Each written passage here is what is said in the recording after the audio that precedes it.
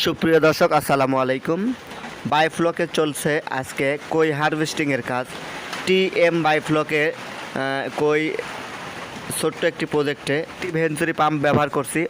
অনেকেই যারা আমার প্রজেক্টে সরাসরি আসছেন তারা দেখেছেন যে এই প্রজেক্টটিতে এটাতে আমি একটি ভেঞ্চুরি পাম্প ব্যবহার করি। তো এই কয়ের বয়স হচ্ছে 5 মাস 15 দিন। তো যদিও আমি কাঙ্ক্ষিত পরিমাণে উৎপাদনে আসতে পারিনি, কতগুলো কেজিতে 2টা 3টা 5টা, গড় এভারেজে 7টাই কেজি গড় যদি হিসাব করা যায়।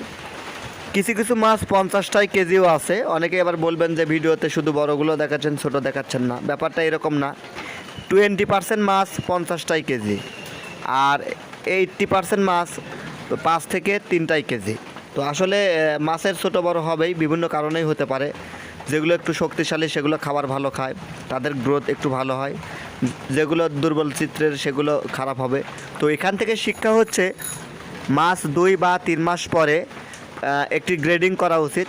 যে গ্রেডিংয়ে থাকবে কাঙ্ক্ষিত লক্ষ্যমাত্রায় উৎপাদন হিসাব করে মাছ রাখবেন। অর্থাৎ আপনি যদি কেজিতে 5টা মাছ করেন তাহলে আপনার ট্যাঙ্কের ভলিউম অনুযায়ী, অর্থাৎ একটি 10,000 লিটারে 200 থেকে 300 কেজি মাছ হতে পারে। তো 300 কেজি যদি মাছ হয় তাহলে 3 5 1500, অর্থাৎ 1500 পিস মাছ আপনি রেখে বাদবে এগুলো অন্য ট্যাঙ্কে যদি স্থানান্তর করেন, সেক্ষেত্রে আপনি কাঙ্ক্ষিত লক্ষ্যমাত্রায় মাছ উৎপাদন করতে পারবেন। অন্যথায় আপনার মাছ সঠিক হারভেস্টিং হবে না, সঠিক গ্রোথ আসবে না। আর মাছ চাষে অবশ্যই নিয়ম মেনটেন করা উচিত। প্রথম থেকেই ভিটামিন খাওয়ানো উচিত। তো ফিশ ভিট খাওয়াইছি, যার ফলে আমার মাছগুলো অনেক শক্তিশালী এবং খুবই প্রাণবন্ত, কালারটাও অনেক সুন্দর।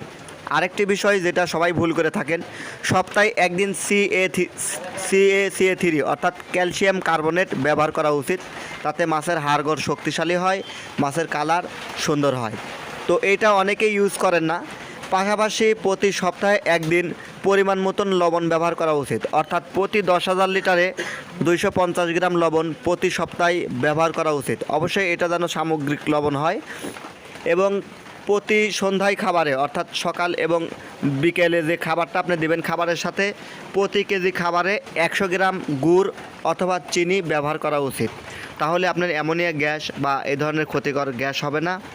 এছাড়াও আমাদের পানিতে জোপ্লান্টন, ফাইটোপ্লান্টন এবং অ্যামোনিয়া গ্যাস দূর করানোর জন্য এগুলো ইউজ করা অবশ্যই জরুরি। এই যে মাছটা দেখতে পাচ্ছেন, এটা কিন্তু কেজিতে 2টা। তো সবগুলো কিন্তু এরকম না, যার কারণে আমি সবগুলো এভাবে বলছি না। তো যাই হোক, মাছ চাষের সামগ্রী লাগলে টিএম ইলেকট্রনিক্স থেকে নিতে পারেন। সবার সুস্বাস্থ্য কামনা করছি।